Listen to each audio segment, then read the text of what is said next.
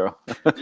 So, Chris, have you prepared an intro for us this week? No. Well, yes, because it's the same one. It's the same exact intro that I do every week. And we are live, and I am Chris with Cowdog Craftworks, and as always, joined by Arturo, the Chop Master, and PJ from the Evolution of Tables. But today we have a very special guest, our MD extraordinaire, Shelby Hahn, 500 turns. Woo! Hey, what's up, Shelby? What's up, guys? Yes. And I'm your so forehead excited. looks beautiful today. I'm featuring it. Yes, yeah, that's what that window in the front of the hat is for, right? Like that's why they do that. If I was like that, I would totally draw like little things with marker on that little space just to, accentuate, like right in there, right in the forehead. Can you do this on a live? Oh, yes, he's doing it. Oh, man. Just like little stick figures, like on those bumper stickers when it shows like how many kids you have and it's like a bunch of stick figures. But like right there. That would be perfect. Or just like two googly eyes right there in the middle. Like, oh, man. So for those that don't know Shelby, PJ and I have been Instagram friends with Shelby and real life friends now after actually meeting him face to face. For probably a little bit now. When would you say we first interacted with Shelby, PJ? Well, I mean, physically, not in a sexual way. Not in a sexual way. No, like I met Shelby at Workbench Con in February for the first time. But the funny story of how we met was Chris and I posted some silly video clip on the Instagrams, and it was just like us smashing apples in a shop with mallets that we had made, right? Because, I had a mallet already, and Chris just got finished making his joiner's mallet, and we wanted to make the proverbial, slow motion video of us crushing apples. So Chris brought over a few apples, and I think it was in the comment section of that video. It had been posted a couple days already. And then I think I said, I'm finding skin all over the shop. Like, I'm still finding pieces of skin all over the shop. And I guess like Shelby read that comment without any kind of context. Like, what the hell are these guys doing? Like finding pieces of skin in their shop? Like, there's some kind of terrible accident. Like what happened? And then we started a chat.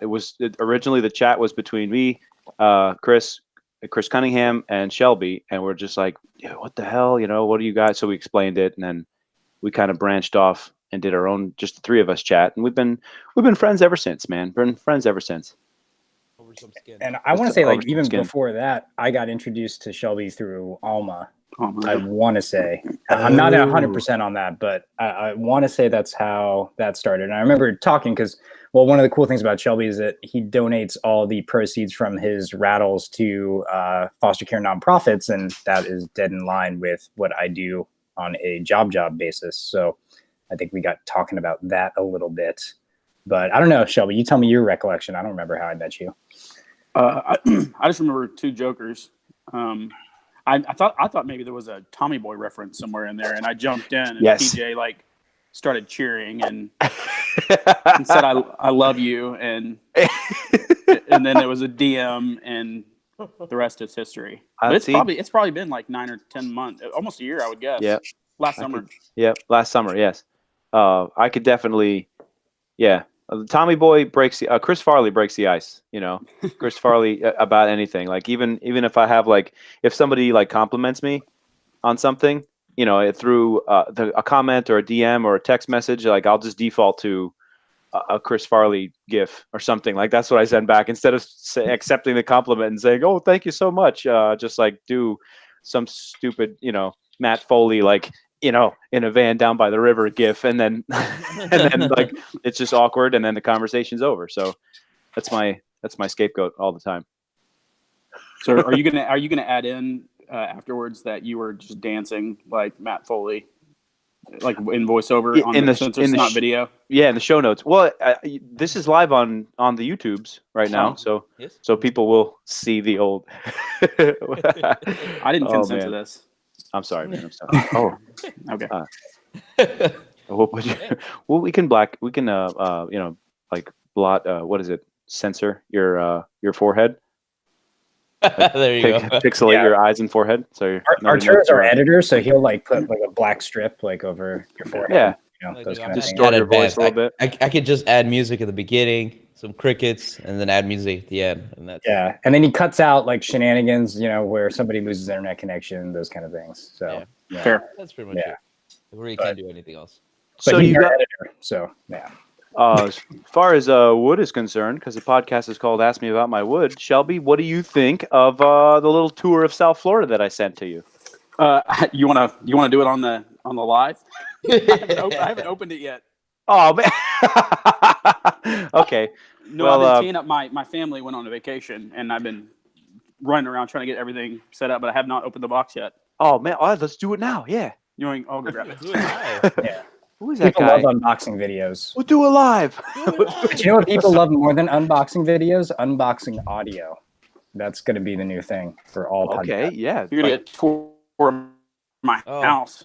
Make sure that you hold the phone really close to it so we could get some kind of like ASMR aspect to it. Yes. Like crinkling and and like lick, You can't lick the rest of my shop. It is a hot mess. Here we go. Oh, wait. Live shop tour. Ooh. Yes. That's so That's the nasty, shop I know. man.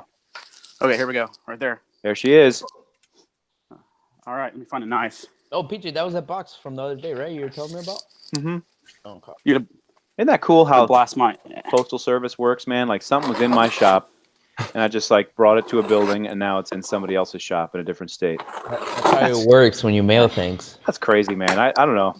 People are awesome. Yeah, it gets picked up by a clinically insane person and then transported to another clinically insane person to then be dropped off at your home. Oh, we got the painted toenails in the shot. Woo woo. I like them flippity flop.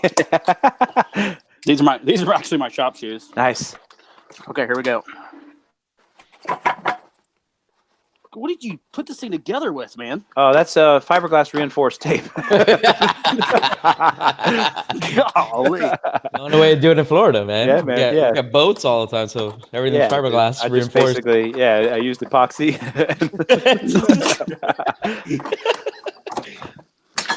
All right. Here we go. Oh, sweet. You labeled them. Yeah, hell yeah, I did, man. So there's no. I wanted to actually like. Oh, look at that. Oh, the internet's cutting out a little bit. Oh, the internet. Oh, the internet. No, just at the good part. That's me or you, Shelby. Can you hear me? You're Shelby. Okay. I can hear you guys. And you're the one that's breaking up a little we bit. can't see you, but that's okay. That I see that sticker there. That's tropical mahogany. All those rectangular pieces with the milling marks on them were cut on the Lucas mill. With the swing blade. So that's like it's called a swing blade attachment for the mill. The rest of that stuff, the thicker oak, the live oak, is the same stuff I gave to Chris Cunningham a couple weeks ago, maybe a month ago, for his mallet stuff because it's really hard and dense.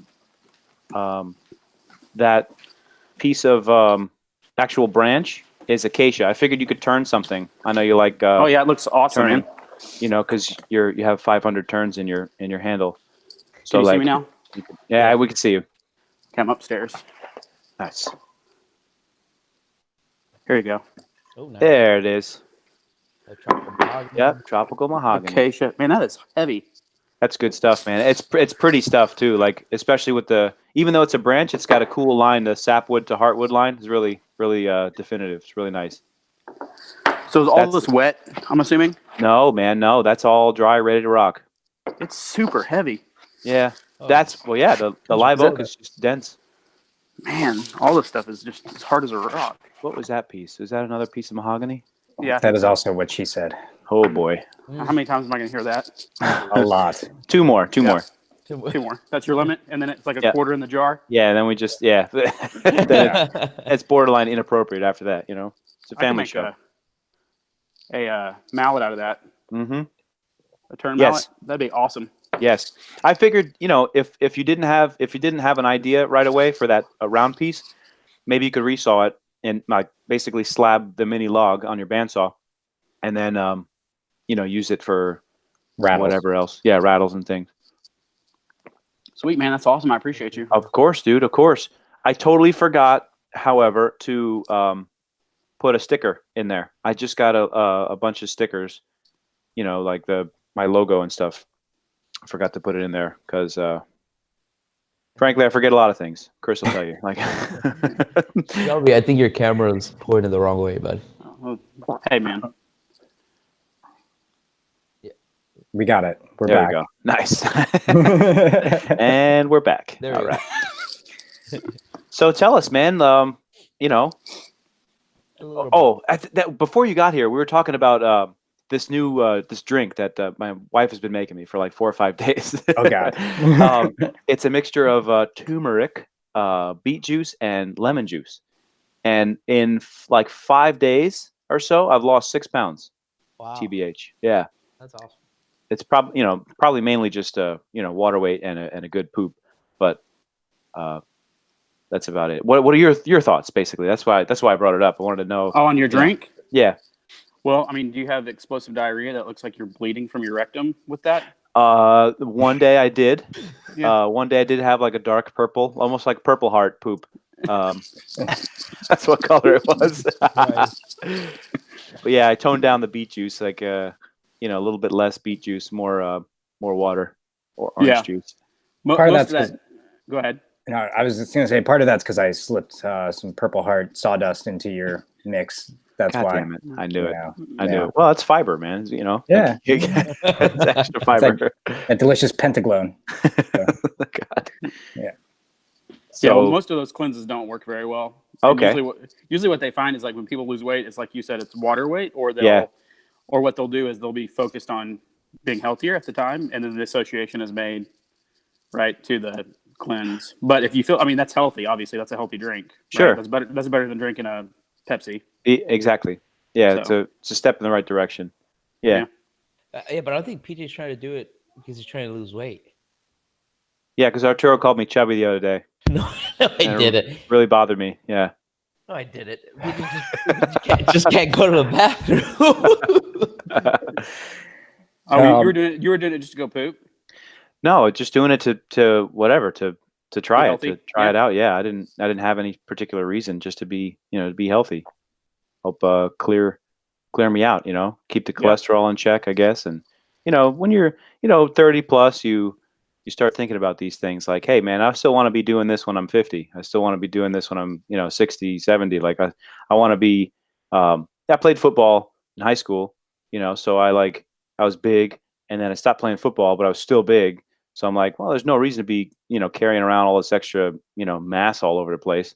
So, for longevity's sake, I want to, reduce size, I guess you could say, Yeah. But anyway, whatever, man. Go ahead, Shelby. Tell us about yourself, man. Come on. Well, like you said, I'm a doctor, allegedly. So I spend, I actually, I've been doing it for 12 years now. So wow. I'm in the same program that I actually went to residency in, and I teach, and I'm currently the associate program director. So I'm in charge of all the education in our program. Nice. And I also work for a university as the faculty development director. So all the teachers in my region, I teach them essentially how to teach. Wow. So I'm the faculty development director for, I won't say the university because I don't know if I'm supposed to, but that's all right. Yeah. No. Yeah. And, we don't have a very big audience, man. It's okay. It's 5 to 6 people. No one's going to fact check this, so we're okay. Yeah. No, it's not about fact checking. It's about me getting fired. For talking about poop on YouTube. No, I'm just kidding. Oh boy. No, it's the University of Missouri is my other employer. So I work for them, and spend probably 40% of my time doing clinical work. So either in the hospital or in a clinic, and then we'll spend the rest of the time teaching either residents or students. And specifically, I'm a family doctor, so I'm teaching family medicine residents primarily. Okay. Cool. Oh, that's awesome, man. I mean, I don't think I've, like I said, we've been talking for close to a year now, and I've never really asked you. I know that you were a doctor. I never got into the specifics. Kind of like, after I got started hanging out with Chris, I knew he was in law, but I didn't even want to get specific about it because I would tell people, yeah, he's a lawyer. Oh, what does he do? I don't even know. Like, what do you guys talk about? Nothing. Like, wood. Yeah, wood. You know. But he actually told people I was a defense attorney for a long time, which I find hilarious. But yeah, which is the opposite. Actually, the opposite. Yeah, literally the opposite of what he does. Yeah. Oh, So man. all your Chris mentioned earlier, all the proceeds of everything that you make go to basically children in foster care, which is that's huge, man. Like that's such a greater good type of deal. You know what I mean? Like you're planting seeds for the future rather than cutting trees down. Yeah. We so I'm been married to my wife for 16 years, and we've got 2 of our own kids. And Congratulations. Thank you. And about 5 years ago, we started talking about, or actually 6 years ago, we started talking about adopting, and we quickly transitioned to doing foster care. And so we fostered 9 kids and actually adopted our daughter through the foster care system. That's awesome. She's adorable, by the way. her tool reviews are freaking awesome. Yeah. Go check them out on Instagram if you guys haven't seen them. They're amazing. She's hilarious. Yeah, so we adopted her actually 2 years ago this past month, and have had her in our house for almost 4 years. And when we were deciding to close our foster license, this time last year, because we actually ended up closing at the end of 18, but this time spring of 18, I said, we want to keep doing something. And so my New Year's resolution, which I made in I think February or March, was to was to turn 500 ornaments. Yeah, so that's where the 500 turns came from. I was going to turn 500 ornaments and sell them all. Yeah. And for that year, for Christmas, I was going to donate all the money from it. Well, I made like 7 ornaments, which is what happens when you make a New Year's resolution in March. Yes. Yeah. Right. And at least you started it though. Yeah, and it got the name, so there's the name. Yeah. But people started asking me to make other stuff, cutting boards and some small furniture, and so it just kind of took off from there. And I think Chris Cunningham is the one who said, you need to switch over because my account was a personal account, had pictures of me and my kids. He's like, if you want to have a sales platform, use Instagram. And so I switched to my account over, I think in June or July last year. And then last fall, I made one post and it kind of blew up. And now I can't keep up with making stuff. So, well, your videos are catchy. Anytime where it's like that macro lens, real close up time lapse type stuff, and switching angles and stuff like that. And you got cool music behind them. Like you do a good job of editing, obviously. Yeah. And your stuff is catchy. So even for people that don't know or care about tools or wood, it's satisfying to watch. And that's your thing. That's your edge, I think. Yeah. Thank you. Oh yeah, of course, man. And when you think about it, like the woodworking community, while tight and large, my God, kind of a small piece of the pie when it comes to Instagram as a whole. So that's why Instagram pushes a lot of these videos, and it actually gets pushed to people that are not into the stuff that we are into. Really, it's just a matter of like, oh, this is a cool video. Like I actually remember one of Shelby's videos that was really funny, which he was doing some rattle. I can't exactly remember what rattle it was, but he was drilling like basically in its butt, and then the face changes, and it like kind of goes from like a smiley face to like a stressed out face or something. And I think it was like the other side of the rattle. But like the editing, it was a bear. The editing where you flip it, but you don't see the flip, so you just see the face change is epic. So no, it's really funny. Sometimes that's the only, like, was that your only choice? Like you had to go through the rectum, I guess. Like well, no, that's the rectum. The medical breakdown right now. There's Tommy Boy reference number 2. Did you see what I did there, Chris? Yes, I did. Yeah. No, so a lot of them are very deliberate. So you'll get one in the mail today. Well, actually, Chris is going to get it in the mail. And okay. If you're making a whale, the natural is to do a blowhole, right?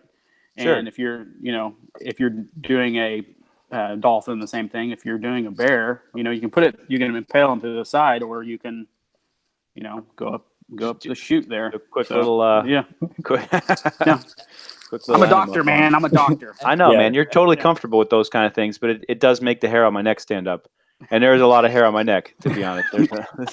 Yeah, for a guy making like essentially cartoon rattles out of wood, like he's really specific about the anatomy and making sure that it's correct. So I try. That's true. That's very true, man. But yeah, I remember like one of the well, I guess it was a more recent interaction, but like, you know, I was asking Shelby because I mean, your Instagram is 98% rattles. And then one day and I guess there's some mallets and some more small items in there. And then one day I was like, dude, do you ever make anything larger? And then the next like week he was making a table, which was actually gorgeous. That was a really, really pretty table. That walnut table was awesome. And the leg thing worked out for you, right? Like did you even contact them about the legs? I did, and they said it was my fault, and I said no, it's not. Oh, and it's one of those. Yeah, they said yeah, you're just not attaching it right, and I said actually but they're bowed, and like there's supposed to be a bow, and I was like I understand, but not this much, and so I tapped the hole like you recommended. They said there was supposed to be a bow in that top plate. Yeah, that's like completely false. That's not supposed to be like that at all. So to be way more specific, though, I'm sorry. Yeah, there's no context. Sorry. Those legs were ordered off hairpinlegs.com, and those are actually the same pipe legs that PJ and I used on our conference tables that we did. So I know that you'd seen it, and you wanted to use them, and yours came out jacked up. So and in fairness, they were great. So the guy's like, hey. He goes, I'll send you a new set of legs. We'll send you a shipping label to send those back. Mm-hmm. And I was like, well, I want to get this table because you guys saw how small my shop was. So my shop is, it's teeny tiny. You're not trying to wait, another week for new legs to come. Like, So they were exceedingly accommodating to, fix it. And so, but I just tapped a hole in the middle, and then the outer slots, you guys have seen them. They're longer. So if there's any movement, they have room to move. So it shouldn't, hopefully the tabletop's going to not snap in half. Hopefully. Yes. Fingers crossed. Do you feel like you're doing more of those larger projects now, Shelby, or? It completely varies, honestly. Yeah. So what'll happen is I'll end up, somebody will be like, hey, can you make this? So I have a side table that somebody wants me to build. Actually, I have two side tables, mid-century modern style side tables that have been asked. The hard part for me is like, so I can video, making a baby rattle, or I didn't make that stool that you see there in the picture. I wish I did. It's awesome. So I can't, like videoing the process for making the table was just, I do most of it from my phone. So I'm not used to it. So I can go, you guys know this, you can go so much faster if you're just not videoing anything. Yep. Of course. So for those type things, I probably won't do much video. I'll probably do a couple process picks, or, usually what I'll do is where I screw up is where I'll video, so the other day I was making some built-in stuff for my office or my shop, and ended up messing up, stripping out a screw, and I'll throw a process video of where I messed up and how I fixed it on there. So I won't do a ton of videos for that stuff, most likely. How'd you fix that though? Well, I reinforced it with a pin, and I covered it up, but I just cut because it was a brass screw. I just cut it off. Oh. I don't know if you guys saw it. It actually looked really good. And so they were good. I saw that video. Yeah, they're like 1.5 inch long screws, and they have 2 or 3 millimeters of non-threaded by the head. And I was hand screwing it, but I twisted the top off on just one, and there were 12. And so I just cut them off with a tool and then sanded them down. And so it was a cool feature because they had these little brass, dots on the bottom of the walnut. So it was just really, this one, it was kind of a happy accident. Oh, yes. Yeah, there it is. And then you just cut. Oh, it was so good. Oh, the Dremel. Okay, the little multi-tool carbide. I got you. Yep. Yeah. Cool. It looks so good. I saw that. And then you give it a light sand. Yep. And then just oiled it up. So nice. And this was just a clamp hanger I was making it out of scraps. And look how nice that looks. Yeah. That's cool. That's a really effective way, instead of buying maybe 1/4 inch or 3/16 brass rod to do that kind of stuff. Mm-hmm. Just shove a screw in there and sand it flat. It looks like the same thing. Yeah, so I'm going on that mid-century modern table. He's like, yeah, mix it up. So that's what I'm going to do. Is I'm going to have a couple features, and that won't probably be the primary mode for holding it together, but I'll probably do that for, just some little design pops, probably on the drawers at least. So nice, man, very nice. That looks really good.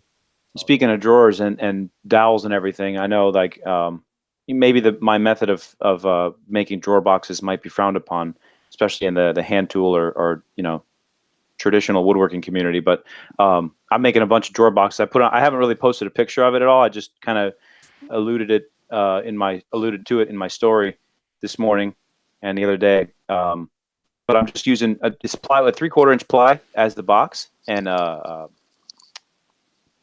inch as the base, the bottom of the box, the drawer box. And then instead of doing dovetails or box joints or anything like that, I'm just drilling with the Craig bit, in like a 3/8 hole, and then put a 3/8 dowel down the side. Like super effective, super strong. Everything's glued, and I think like a plywood box with a dovetail would kind of be like a little bit weird looking. Maybe it would have to be like a half blind or something like that. But I don't know. I don't want to break out the whole router jig and all that stuff. Like I'm doing 6 drawer boxes. So I'm like, let me just bang them out real quick. Let me just do this. It still looks cool because there is some kind of, joinery, quote unquote joinery to it, because it looks neat with the dowel pins exposed on the side. But I think dovetails, I mean, correct me if I'm wrong. I'm probably going to get crucified for this, but like dovetails are overkill 99% of the time, especially for drawers and stuff. IMHO. What do you guys think?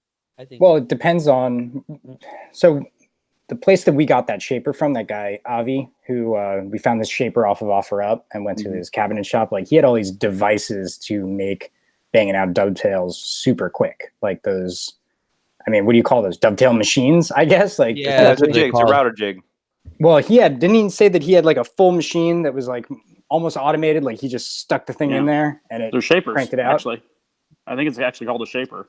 Where So, I mean, for him, like when it's that automated, I think that is not overkill. But if you were just a guy who has to break out an entire like rig and sit there with the router and, micro do every single one, then yes, that can be super problematic. But like there's the hand cut dovetails, which is a whole different ball game. And I think that that's more of an aesthetics thing, really. Yes. Yeah, I think it's more aesthetics. Yeah, and it's cool if you're doing like a side table with one drawer. I can get into that, you know. But if you're doing an entertainment center or like I'm doing a built-in dresser / I guess entertainment center, but in the master bedroom of my house. So there's going to be a total of like, I think there's a total of 12 drawers. Like, and I've seen guys do big projects like that, all hand cut dovetails, and it takes, that's what they're posting about on Instagram for 4 months. They do an awesome job, but I mean, like, sorry, dude, I don't have 4 months. Like, I need to get this up and have it be effective. So that's my stance on that. That's the end of my story. Yeah, I saw that dovetail machine. There's ones being sold on Craigslist, I think. Mm-hmm. Yeah, it's what Shelby said. It's basically a shaper. That's all it is. Yeah. But you place the wood and it does it all for you. Yeah. I was saying when I was buying, I went to a cabinet shop. They were getting rid of everything because they were moving, and they had a box, like basically a box joiner, but it shoots nails. So it has 4 nail guns. Oh, no way. Yeah, and then you put the 4 pieces of wood, and it's just 4 pieces. You put it down, and you press the little lever on the bottom or whatever. It compresses it, and then shoots the nails. Wow. At the same time, so you can automate. It's more automatic. But the dovetail machine, quote unquote, or shaper. But that dovetail machine is what they call it. That's all you do. You put it. It's the same thing, just automatic. When it comes to that, so all you gotta do is put the piece of wood. And you get no variances though in the size of your like tails and pins. No, the only thing that varies is how you place the wood. Yeah, that's the only thing. The human aspect of it, like whenever you got to place it a certain way or how high and all that, that's up to you, and then that's what varies. But other than that, it makes makes it the same over and over again. My issue when I first like was getting into the router jigs for the dovetails, I know like Lee makes a jig that's like totally adjustable, but I didn't want to spend $350 on a dovetail jig, so I got the $100 one from Black and Decker, which is not adjustable. It's kind of like one size fits all. You have a drawer side, the box side that's 6 inches wide, and your dovetails are all half an inch. You have that one router bit. None of the little guides are adjustable at all, so they're no matter what you're doing, your whole life, all your dovetails are exactly the same size. And in my opinion, like Chris, he's probably going to get into hand cutting dovetails soon. Like I would love to do like some really fat tails, like 2 big fat tails on the side. That's my favorite look. I don't like a lot of like little like intricate, like the houndstooth, all that crap. Like it's impressive to me, but I don't know, man. I'm more of a like. I guess that's my character, just a big, bulky idiot. That's all. I think that's when you're talking hand-cut dovetails, that's the look that a lot of people like, which is the super, super big tails and then the little tiny baby pins, right? Yeah. Like that's kind of the allure to that, I think. But Matt Cremona has like a little bandsaw jig that he uses to do tails and pins like that, where it's kind of just cutting them on the bandsaw on a particular angle and it lines it up in a certain way. And I mean, I don't know. I haven't seen like extended video of it really, but there's a couple little shots, with how he lays it out. But it's probably worth a shot. I like table saw stuff too. I've seen a lot of good table saw jigs for dovetails, which whatever. That's infinitely adjustable too. Go ahead, Shelby. I'm sorry. Well, what I was going to say is if you're talking about the difference in, price, somebody's going to pay 25 to 50% more for something like that. It might be worth it, Yeah. I mean, not to say that the extra time, I mean, I'm big in doing, process analysis, because I'm working through a clinic. I have to decide where the catch is, if I add a procedure, that kind of thing. I try to do the same thing in woodworking. If something's going to take me an extra 30 minutes, but it gets you an extra 30%, then it's probably worth it. The same thing with your dovetail jig of cutting it. And I mean, you can sell it, I can, you can say that a dovetail is stronger than a pocket hole, right? Yes. It's like this versus of course it is. A butting, right? Yeah. And then aesthetically, like Chris said, if you look at the side of our kitchen, you look at the side of a drawer, right? It's, these are the native drawers to our kitchen, right? Which you can see just kind of butted there. Wait, can you see it? Versus ones that we've added. Where the heck is my camera? Oh, it's my face. That forward-facing camera. I hate it. No, so you know what I'm saying though. So versus ones that we added. Okay. I mean, it's just nicer, and we paid extra. There you go. A little bit on top versus the ones that were here before, which they're probably neither of them are going to fall apart. Oh, I see. I got you. Yeah, basically stapled on the side. Yeah, exactly. Which works fine. It'll probably pull off eventually, but yeah, I don't know. I think the extra cost, if you've got the group of people that are willing to buy it, then you do it, man. That's funny that you say that. I actually I went to a furniture store yesterday. This woman owns like a high-end furniture place. It's all like teak roots and glass and all like really nice looking stuff. And what we were talking about for most of the time that I was there is finding the right customers that are willing to pay for, things that are niche things. You know what I mean? Like if you know exactly what you want, like for me, for example, like of course I would be more picky than most people about kitchen cabinets. Like I would want the material. I don't want particle board. I want material, good, plywood. I want the, whatever, like little stuff like that, the Blum soft close drawers, things like that. Like I would like to see dovetails on the inside of the drawers, but that's me. And for somebody who literally just opens and closes a drawer to get a knife out of the drawer and never looks at the side of the drawer and doesn't even know what a dovetail is, you're going to try and upsell them with hand cut dovetails, and they're going to laugh in your face because they're like, why am I paying 4 times as much for this? Like, I don't care. Does it open and close? Yes. Okay. Just like tables. All right. You could have a mahogany table versus a pine table. Is it flat? Can I put my drink on it? Yeah, but this is solid mahogany. I don't care. It's a table. Like you have to find those right customers. You have to. It's tough. It's tough to find people that are willing to spend money on good stuff. Yeah, that reminds me of an interview that I heard a long time ago with Anne from Anne of All Trades, where she was talking about pricing and, kind of when she was, I guess, starting to do a lot of custom furniture for folks, and people would come up to her and be like, hey, I want this. And these are like friends, right? And they'd be like, I want this nice, hall tree cabinet, and I want all these hand-cut dovetails, and I want this and that. And then she'd give them a price, and they'd look at her like she had 12 heads. And then she's like, well, this is because this is how much work has gone into it. This is because this is taking my time. And then once you explain that to them, I don't know if they really get it, but at least they see like where the time is going. I mean, to the average person, when you see a hand-cut dovetail, you're just like, oh, that's nice, I guess, like it doesn't really mean anything. But I think to us and to people that are in the know, like you were saying with that, lady from the furniture store, it's indicative of how much work and how much skill went into actually making that. And it's gonna be around for 2 centuries versus, 30 years on the high end. Yeah. Yes, that's true, man. I know. Even high end stuff today is nothing like, stuff that the Shakers built, whenever they built stuff. I don't know what year, what era. What is funny with dovetails too is that even like high quality hand cut dovetails and stuff, because people don't, again, understand wood movement. So over time, like you'll see like little gaps and, voids and things like that. And people will look at that, say 30, 40 years down the road. And if they don't know what they're looking at, they're like, oh my God, like this is so shitty. Why does it look like that? And you're like, no, like that's what it's supposed to do. Like this wood's supposed to breathe and expand and contract. So yeah, it's funny how I guess the civilian life looks at what we do. 1860s. IKEA's fault.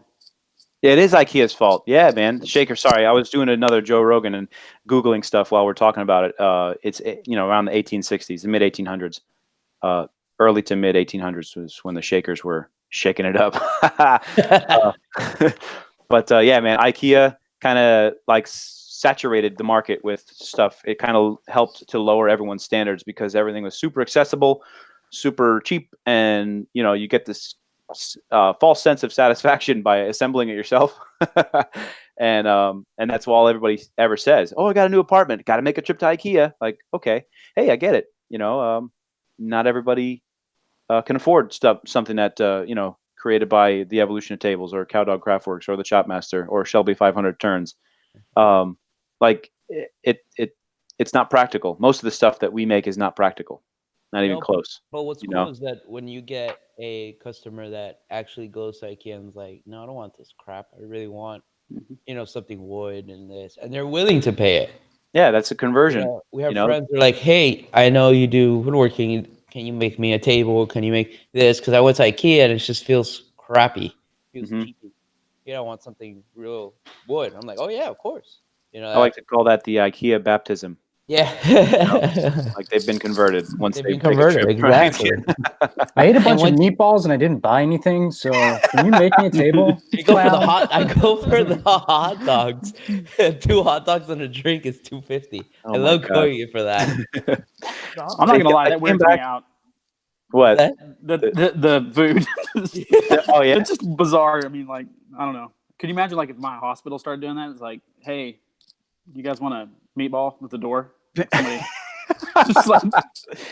we're gonna do an amputation, but you hear some Swedish meatballs. Oh man, I was gonna say a foot massage and a foot massage. Like went a totally different direction with that. I went to like a full dinner event at an IKEA, so just to give you some context as to how weird that is.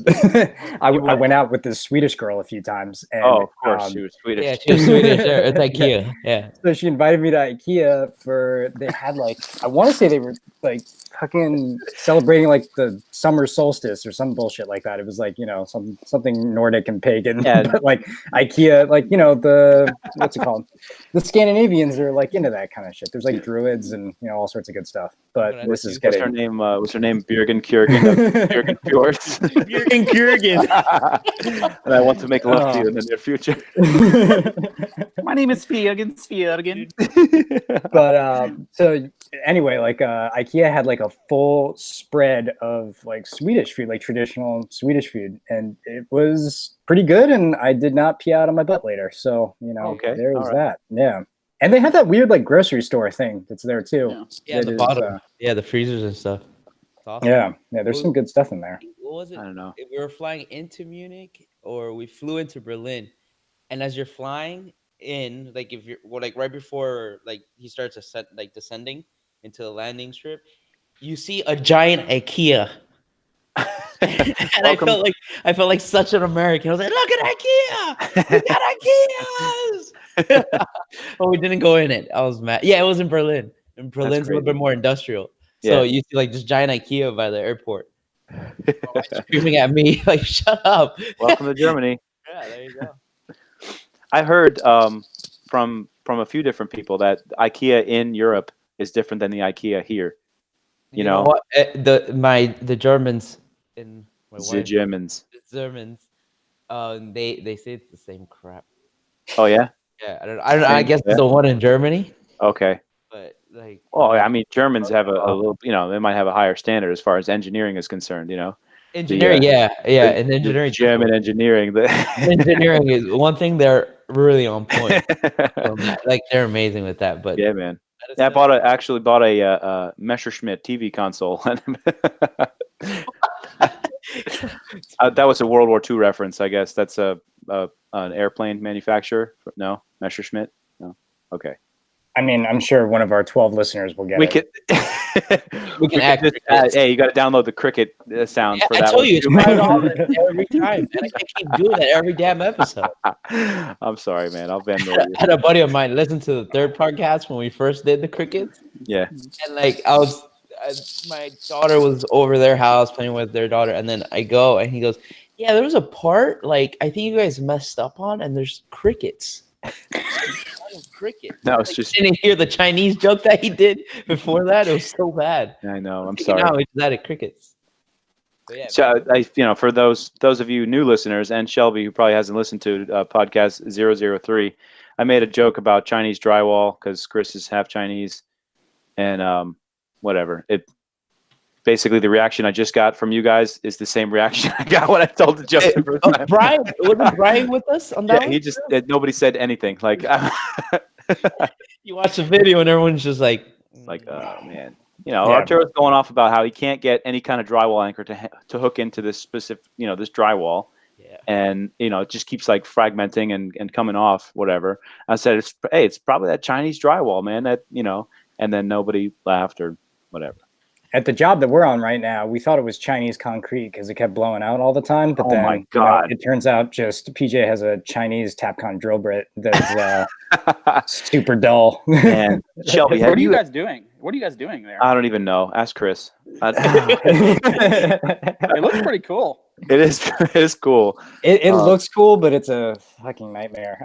We are doing a system of wooden laths that is just a wall art feature at this point. I mean, this job has been taking, like, when did we even start? Like, it's a big job. I mean, we knew the commitment and the money essentially was going to take, probably like a quarter of the year, like 3 months, to do.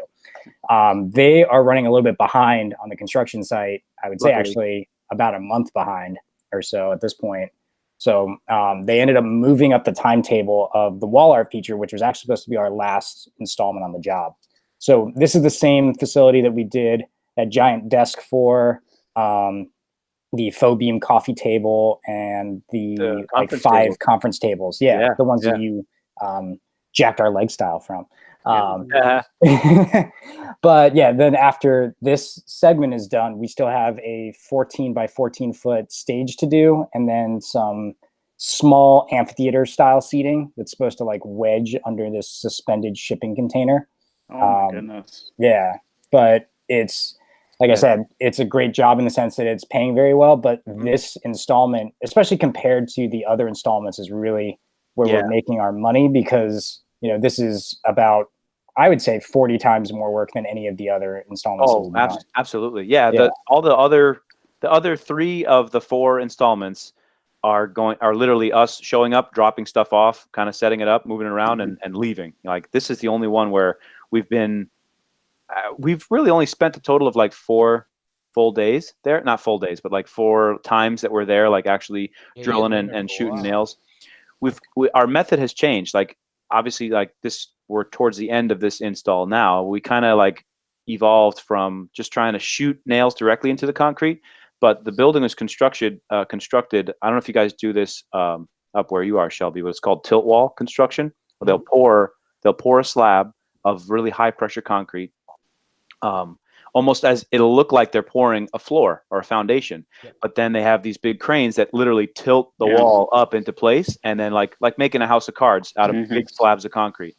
It's a bulletproof building, literally bulletproof, because I'm shooting, you know. Falls. Did you see those things fall, man? No, well, I mean, after they're all fastened and everything, there's nothing. No, it's usually when they bring it up on the crane, that's where it becomes very like sensitive, because it's swinging. Yes. And then it could fall. We do surveying and engineering, so that's why. And it's like you can, like, you literally see that thing just swaying. Yeah. But yeah, it's a form. It's basically a form. It's dangerous. Spray some of that separating crap. Like mold release. Yes. Yeah. There we go. And then it, drops it in. Pretty cool. But like, since it's such high pressure concrete, it's not like concrete block or even the concrete of the slab, the floor in your house. It's like, let's say normal concrete that you'd use to pour a slab for a house is 2,500 psi, I guess, right, Arturo? Like, you're the resident engineer. Is it like 2,500 psi concrete? Oh, exactly. And this stuff is about double that. I think it's 5,500 psi concrete. It's really, really strong concrete. Yeah, that's how we build the warehouses down here, like that way, because it's so easy. It becomes a tornado shelter at that point. Like, it is really, really strong. But I mean, unbeknownst to me or us, like, we're trying to shoot, like, it's a 27 caliber gun that basically shoots a nail directly into concrete. It's would be a pretty efficient way of attaching stuff to a wall if the nail would actually penetrate that damn concrete. So we had our fair share of blowouts. I guess you could call them like wall hemorrhoids that we'd try and shove the nail into the wall, and it would just like fracture the whole surrounding area because of it's so dense and so rigid. So what we want to stop you right there really quick, because it is mildly hilarious. Like, this is a brand spanking new building, right? Like, this shit has like been up for what, maybe a month, 2 months tops. And PJ's over here with this fucking nail gun, and he's like blowing huge chunks off the wall. Like, the GC's standing like, I don't know, 40 feet back from us, like side-eyeing the shit out of us. Actually, that guy's weird, but whatever. Yeah, dude, he was upset because he's like, dude, I have a more powerful nail gun, and like, I'm gonna let you guys borrow it because I don't know what the hell you're using, but it's not working. But that's awesome. I found like, we didn't return it yet, but we're gonna return that little ram set. We bought it from Home Depot. They're available at Home Depot. But I have when my dad used to have a construction company up in Connecticut. He had an old Hilti gun, which is, instead of 22 caliber, it's 27. So the shots are a little bit more powerful. And we wound up with just pre-drill, like the first half inch or so, maybe 5/8, just kind of pre-bore the hole that I'm going to shoot the nail into, and then shoot it in, and it's holding like nails into concrete, like really, really strong. It's working out really well. And it's actually fun to use. I'm really glad that this method came up, because I've been wanting to get a lot of reps with this specific tool. Like, I see guys use it on the YouTubes and whatever. And I'm like, damn, man, that tool's so neat. I never have a reason to use it. So I'm actually having fun with this install now. I started with a pretty bad attitude about it, but now I'm like, I get to shoot stuff literally for hours at a time. It's freaking awesome. So I like it now. And what's also funny about it too is, I think when we got to the drywall section, we realized how, I guess, wrong we were this whole time about how to do this. So I knew you were wrong the whole time. I mean, essentially what we ended up doing, especially on the drywall sections, we put up white furring strips to just blend right into the wall, really. And it's PVC 1x3 that is just stripped onto the wall. And then we are brad nailing strips into that, which then take the faux beams on top of it, the faux 2x4s. And then we're bradding those from the sides too. So we're, at least for that part of the feature, we're going through, I don't know, about a box and a half of brads. But then on the concrete walls in that same room, we probably should have done the same exact thing, which was to put up, you know, some sort of furring strip. That way we weren't sitting there trying to drill or fire shot into every single one of these little tiny mounting strips that we were using to set the block on. And like I had mentioned to PJ after the fact, I was like, dude, I think when I initially pitched this job, like probably 4 months ago or so, that was my original idea, because in the plans it had these like cross like horizontal strips that we know they're very clearly delineated in the plans. And for some reason, probably just memory loss and excessive drinking, I completely forgot about it. And then, you know, we're sitting there trying to figure out how to do it. And we're like, yeah, let's just blast straight into the concrete. Let's use the T-nailer. And there was definitely a much easier way to do this from the get-go. So, you know, I guess you live and learn. Yeah, next time you guys do it, you can do it that way. Oh God, we are never doing this again. I doubt. Yeah, I mean, I don't know. I mean, I wouldn't. Well, I mean, I've said most of the time now. Like after I calmed down about it, I've said, hey, this is one of the tightest learning curves I've experienced. Aside from like starting sawmilling, you know, like I learned a lot in a couple of days. You know what I mean?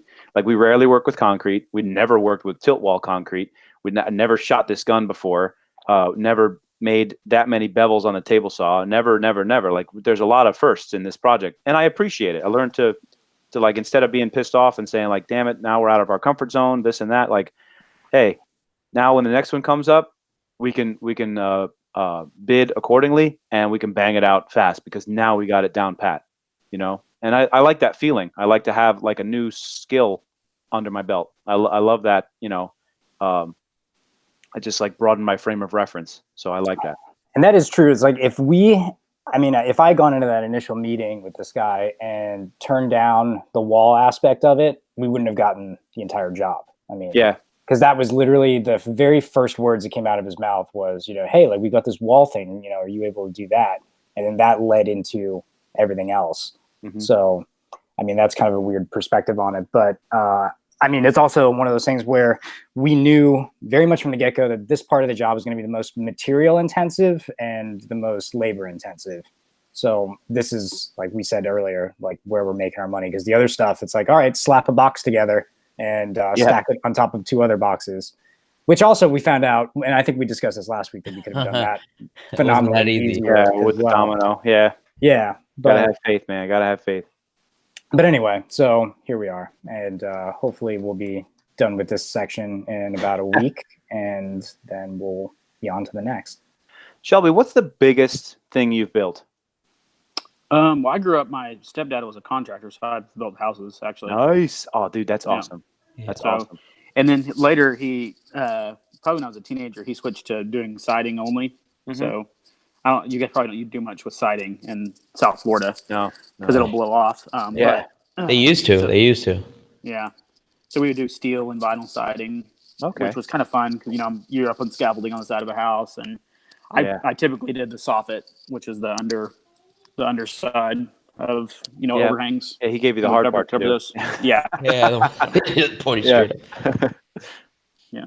That's pretty cool. Do you follow I forgot his name. Our buildings. Our buildings.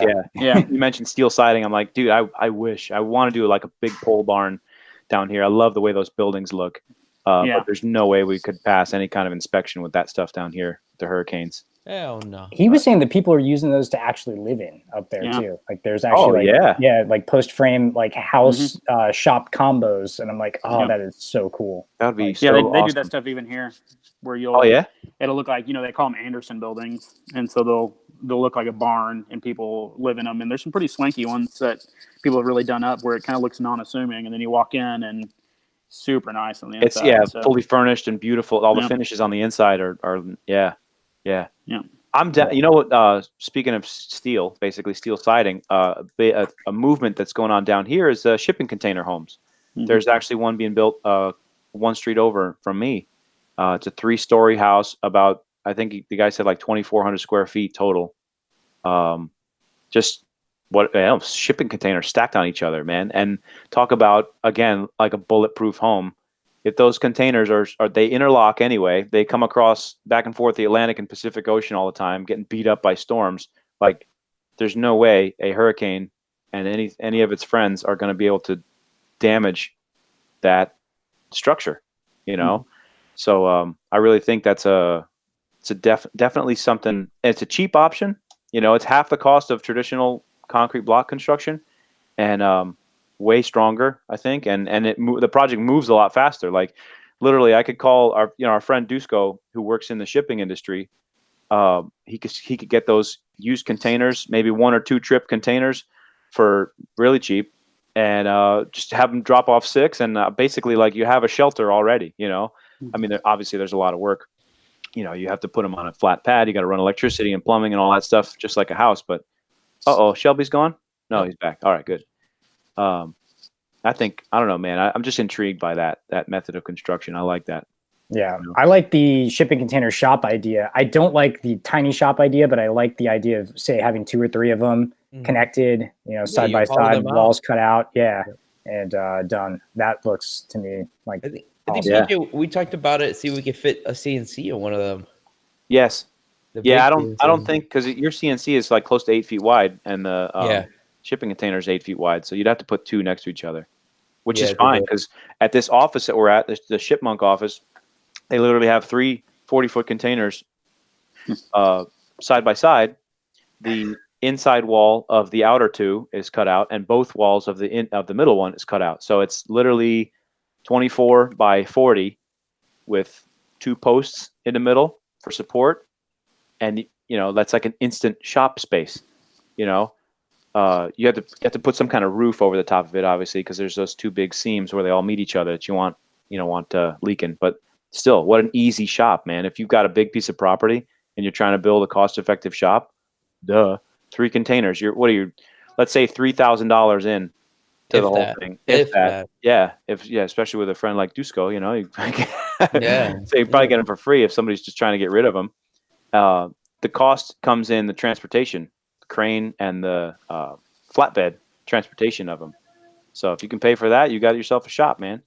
Shelby, have the shipping containers showed up in Missouri yet? Well, that's what I was going to actually say. Yeah. They sell for like $3,000 up here. Like really? For the small ones, yeah. There's a couple of places where you can buy them, and people will use, because people will use them on farms, and so they'll just drop it on a slab on a farm for storage, not finish it out or anything. But I think that I saw one a couple weeks ago, and it's $3,000 for a small one. Wow, so, which I'm sure is just the markup and then the transit from wherever. Sure, close to a port. I get they've got to make a little bit of a trip north to you from any kind of port. Yep. Yeah, for us, it's a supply and demand thing, because like the supply is monstrous here. Like, we have 2 ports that are huge. In a matter of 2 counties away from us. Yeah, right here. Yeah, so like Dusko was mentioning, just to give you an idea, like, we could probably get a 40-foot high cube container for $700. Oh my goodness! Under $1,000 for a 40-foot high cube. The high cube meaning that they're 9 feet instead of 8 feet tall. The one I have one actually at my house. The previous owner used it for storage. He had like 4-wheelers, the little ATVs, and he put 2 of them in there.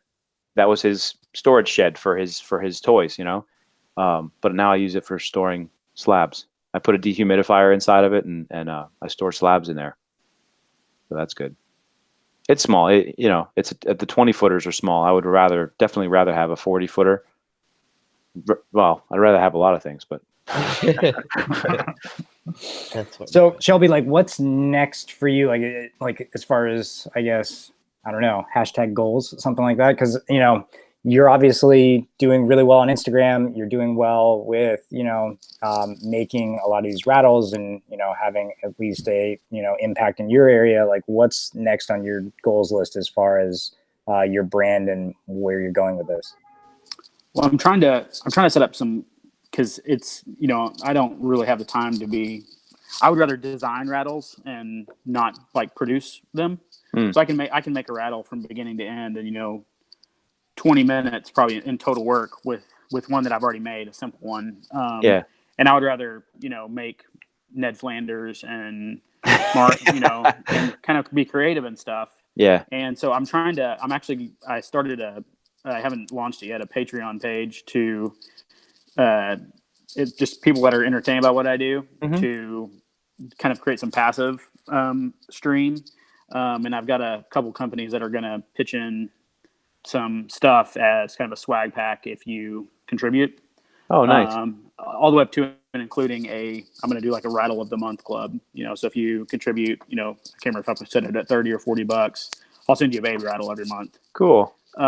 So to get a little bit more, kind of passive where I can, it's not so up and down. So when, July is my busiest month at work because we have new residents and new medical students starting. So next month I'll have, probably 4 hours of shop time total. Oh man. And so just where things can kind of stay consistent, and sure. So that's kind of my goal, is to kind of create some more passive type stuff where I can keep, donating. Cause in spring, so far this spring, I think we've made and donated like $3,000 or $4,000 worth of stuff. I have it written down. Wow. But it won't pick back up again until, late September, just because of the nature of my work. Sure. I'll still do some one-off stuff and play around and create a little bit of content, but that's the goal. I probably need to make, so last year when it blew up, I'm not personally a nonprofit. So what I'm doing is if you buy a rattle for $25, I eat the cost of the wood and my time, and I just donate the $25. Which is not a good business model when you sell like $7,000 worth of stuff. Well, no.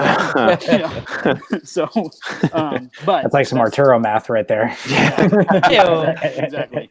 So I probably need to try to get mine to be a nonprofit, but I'm not really sure how it works moving money from nonprofit to nonprofit. But that way I can kind of wash out some of my costs. So, so that's probably my next two things that I'm going to work on or look at. Have you considered maybe selling templates for rattles? Yeah, actually, Brian at Bike City. Oh, yeah, he actually. And Matthew at Tenor Level Care. So he connected me with somebody to make them, but I didn't want it to look exactly like his or even kind of copy it. So Brian mocked me up one, and it was really cool. But it's just so far, I've just been drowning in wife, kids, life, but really that would be, a primo. If I can get $15-$20 per, like 10 templates or something like that, and I don't have to do anything but send out a PDF. Yeah, and then it's like somebody else can just spray it, stick it on a piece of wood, and go scroll or bandsaw it out. That would be pretty cool, actually, for even for like for schools. And thank you again, Shelby. By the way, for those of you listening, Shelby actually sent me a gripper for the table saw for the kids to use at school. Because I have plenty of students that are scared to use the table saw, and the gripper definitely makes it, more comfortable for them to use it. So thank you again for that. Absolutely. That would be cool. Just be able to print out templates and have that be a project that the kids could use too. I would buy them from you for sure, man. That's cool. Yeah. The other idea I have is to create it's not really is to create some blanks. Where I send you I grab a piece of your tropical mahogany and I do a 3x5 inch blank. I go ahead and drill the hole and tap the dowel hole, and then turn a bead on the lathe, which I could probably knock that out in 5 minutes in total. Sure. And then send that to you. As a kit to do it yourself, and you can do it with a coping saw. So I've actually tried it out. You can draw your own and then saw it out with a coping saw. Okay. And kind of a DIY baby rattle. Yeah, you make it whatever shape you want. Just put whatever shape around that hole and go to town. That's cool, man. That's clever. Actually, if you had access, I don't know if you do, but to somebody who has a CNC in your area, that could be something that is to do the blanks. Because Dean from Dean Creates was talking, I don't know if he's done it yet, but about doing spoon blanks basically for people. So it's like a rough shaped spoon, and then you take a spoke shave and a carving knife to it, and voila, you have a hand carved spoon. Yeah. But it's just the very rough outline is done to sort of clear out most of the waste for people that don't have the ability to do that. So if you had somebody like an Arturo in your area that has an 8 foot wide CNC machine, like they could probably bang out, I mean, 50 or 100 of these, 100 of those, real quick. Yeah, exactly. I actually contacted a guy here to do the, CNC for the rattles. Cause, at one point I was like backlogged like 40 rattles, and, oh man. And he's made a couple and he's like, you know what, man, that's actually how I switched from doing a lot of this on a bandsaw to getting a scroll saw. He's like, because the CNC can do this and it does it obviously without anybody standing there. You don't have to be there babysitting it, right? Set it and forget it.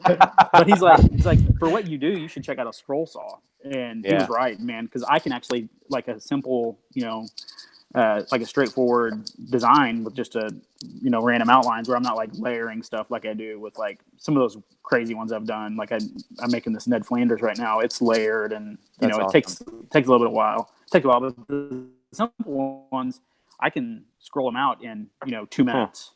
So he's like, you should. I mean, for what you do, he's like, that's gonna be just as fast as if you think about me driving across town to go get them. Yes. Even that time spent. Yes. I'm gonna save. I'm probably gonna be able to knock it out in the same time. And the other thing is the edges on the scroll saw are like glass. Shelby, do you ever don't have to finish it? Do you ever use those spiral bits, the spiral blades on the scroll saw? Have you ever tried that? I saw that one time. Yeah, but they chew like crazy. Oh, do they? Okay. Yeah. So anything I can do to minimize sanding. Sure. Like I said, with the Olsen bits or blades, they will. I mean, the outside is just. It is. I mean, it's crazy how smooth it is. It's like it's been sanded to like 600. So. Whoa. Okay. Yeah. Wow. Okay.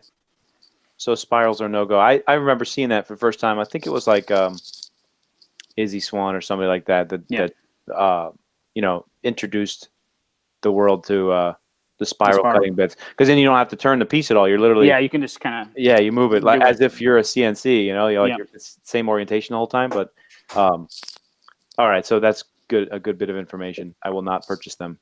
I was just showing PJ that guy. I don't know his actual name, but his handle's a Scroll Saw Scribbler. Oh yeah, that guy's amazing. Oh man. And the fact that he's doing it without any stains, dyes, I mean, that's really, really clever. That's just takes another facet. Yeah, man, like grain selection and frickin' species selection, on top of being a good scroll sawyer. Yeah. Yeah, so, he's an artist, man. Yeah, I was geeking out pretty hard. I was like, I really want all of this, but I can't afford any of it. Yeah, but trying to figure out how he does it, so how he gets everything to kind of line up. And I've like zoomed in really closely to try to look at it. So what he does is he allows gaps, so there's gaps on the layers. So the lines don't have to be perfect. So if you're trying to like line up, like if you look at a logo, so like here, somebody asked me to make this. So if I'm trying to line these up, nice. It's better just to leave a small gap in between and let there be more gap and let the color come through. Because I was like, how is he doing this? And he's still obviously, I mean, he's a master, man. It's stuff that should be in a museum. It's art. So yeah, like his all the comic book stuff he does is really, really cool, and that stuff's crazy detailed too. The Venom that he was doing a Venom the other day, and it was just the red from the shoulder. Oh man, the layering's amazing. And I've like never even cut something on a scroll saw to begin with. Like I've never even touched one of those things. It's fun. And like scroll sawing is kind of therapeutic, like lathe work. It's you really have to just get in the zone. The more time you put into it, the more, the slower you cut, the better it's going to be. And it's also like one of the safest tools one of the safest actual power cutting tools in the shop, in my opinion. Like, I love having scroll saws at the shop at school, because not that I just like, put the kids on it and walk away, but like you almost can, because they feel even, the most timid little girl will figure out that you can, turn the speed down a little bit so it's not so intimidating, and give her a little piece of 1/8 inch door skin to cut out a heart or something like that. And she's 99% of the time, they're successful the first time, if they're not pushing too hard and they're letting the blade do the work, like, and then they get fired up about it. Like they didn't feel like they're going to get their fingers cut off. And they were successful. So I love scroll saws, man. I do. I FW them heavy, I think Shelby's T-shirt could be Shelby scroll sawing something, and then in the background the hospital's on fire and there's like residents that are stabbing each other and like, you know, patients that are like eating another patient or something, like a zombie apocalypse in the background, and Shelby's just there, full therapy mode. Yeah, in the zone, man. Wearing his white coat and scroll sawing something. Yeah. That's actually how I got back into so I had woodworked for like 5 years, and my wife was like, "Hey, you're stressed," and so she bought me a lathe to just chillax, and I was like, "Yep, I forgot how much I love this," and that's kind of when I got back into woodworking a couple years ago. That's so sweet, relaxation. Man. Yeah, that's awesome. Like that she knows you that well. That's awesome. Yeah, you know. But all right, yeah, fellas, I think whatever. If we've all said our piece, I think in the interest of time, we're good. Hour and 10 into it since Arturo started late. Arturo, did you mute yourself? Oh no, man, I'm here. Horrible, bro. Let's acknowledge why Arturo started late, because he was dipping bacon in ketchup. Yes.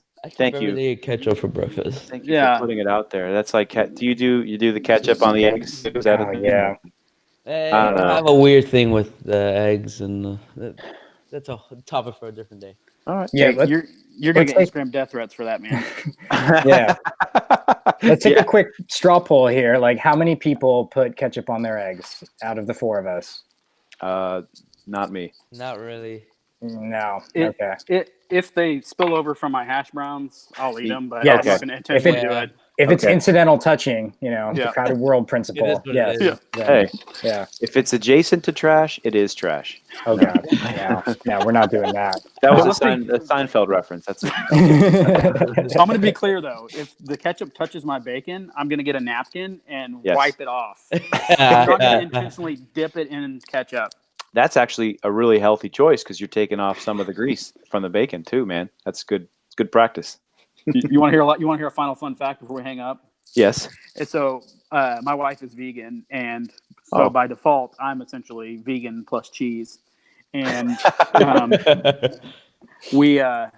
my kids love bacon, so I get to eat meat whenever my kids, eat meat, and my son will fight me for bacon. And so I'm vegan plus bacon and cheese. That's fine. I actually had a set of stories that was that. It was like vegan plus bacon. So yeah. That is a fun fact, though. All right, guys. Well, listen, Shelby. I mean, I've been waiting for probably 4 months to actually have a longer than 5-second conversation with you. So I had a good time actually, seeing your face for an extended period of time. The other 2 of you, I could care less. But anyway, I want to, thank you guys for listening and following along with us as we progressively get worse at this every week. Be sure to follow us on the social medias. We've got my boy Shelby Hahn 500 turns on Instagram. Standard spelling, I guess. Not $4.99. Not $4.99. 501. 500 turns. 500. I'm gonna call you 8 turns because that's the amount of ornaments that you turn. Chris, Cowdog Craftworks, Cowdog Craftworks, standard spelling. We've got Arturo, the chop master, highly extraordinaire. And myself, PJ_Fetscher, the evolution of tables. Be sure to, if you've got any cool topics that you want us to bring up, email us at askmeaboutmywood@gmail.com, or you can just send any of us a direct message and we'll address it that way. Be sure to rate us on the YouTubes or whatever platform you're listening to this podcast on. That's about it, fellas. Yeah, if you have any complaints, email them to veryheavytables@gmail.com. If you have complaint email, any stupid questions at all, be sure to email cowdogcraftworks@gmail.com. All right, fellas. Thanks, Shelby. Thanks again for coming. Thank you very much, Shelby. Thanks for your time, and we'll see y'all next week. Yes, miss your forehead. Love you. Take care, guys. Bye.